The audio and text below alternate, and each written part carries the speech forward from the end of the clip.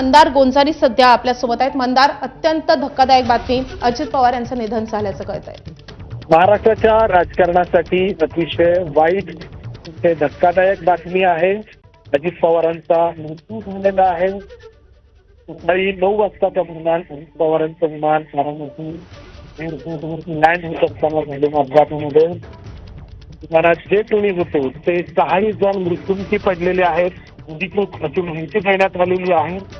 या अपघातामध्ये अजित पवारांसोबत त्यांचे अंगरक्षक, वैमानिक आणि इतर टीम मेंबर होता, ते सगळे यामध्ये मृत्युमुखी पडलेले आहेत। अजित पवार आज जिल्हा परिषदेच्या निवडणुकीसाठी 4 प्रचार सभा घेणार होते बारामती परिसरामध्ये, बारामती तालुक्यामध्ये, आणि त्यासाठी ते विमानाने मुंबईहून बारामतीमध्ये दाखल होते।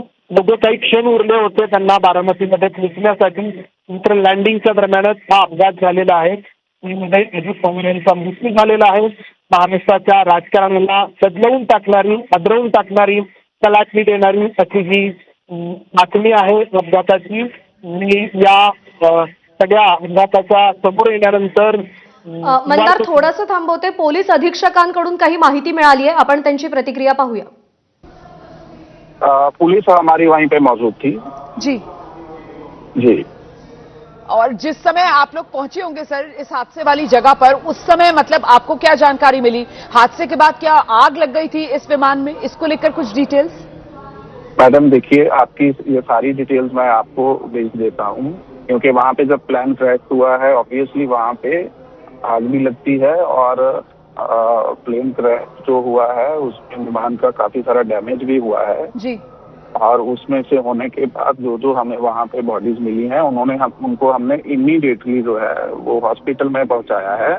वहाँ से कंफर्मेशन होते ही आपको अपडेट। सर कितने अभी तक बॉडीज वहां से बरामद कर ली गई हैं सर? अभी तक हमने तीन को हॉस्पिटल पहुँचाया है, 3 बॉडीज को, और उनकी आइडेंटिफिकेशन के बाद आपको अपडेट करते हैं। बहुत शुक्रिया गिल साहब एबीपी न्यूज पर जुड़ने के लिए। तो आप सुन रहे हैं कि जो मलबा जो आप तर ही पोलीस अधीक्षकांची प्रतिक्रिया होती। पुणे ग्रामीणचे पोलीस अधीक्षक होते, जे काही या विमान अपघातामध्ये जखमी झाले होते किंवा ज्या काही बॉडीज हाती आलेल्या होत्या त्या सगळ्या रुग्णालयात पाठवले गेल्याची माहिती त्यांनी दिली आहे। पण महाराष्ट्राच्या राजकारणातला आजचा अत्यंत काळा आणि दुःखद असा दिवस, उपमुख्यमंत्री अजित पवार यांचं विमान अपघातामध्ये निधन झालंय। प्रचंड हादरवणारी आणि तेवढीच दुःखद आणि धक्कादायक घटना आहे।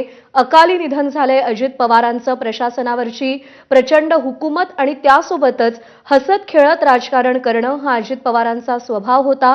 त्यांच्या मिश्किल स्वभावाची चर्चा सातत्यानं राजकारणात असायची, पण त्यासोबतच प्रशासनावरची प्रचंड असलेली हुकूमत हा देखील त्यांच्या संपूर्ण व्यक्तिमत्वाचा, राजकारणाचा एक पैलू होता। उपमुख्यमंत्री होते राज्याचे अजित पवार, आणि ते आता आपल्यात नाही आहेत। विमान अपघातात त्यांचा दुर्दैवी मृत्यू झालाय। जे 6 जण या विमानातून प्रवास करत होते त्यांचा देखील या विमान अपघातात मृत्यू झालाय। एबीपी माझाचे संपादक राजीव खांडेकर सर सध्या आपल्यासोबत आहेत। सर, शब्द अपुरे पडतायत ही घटना समोर आल्यानंतर। अजित पवारांचं निधन झालंय।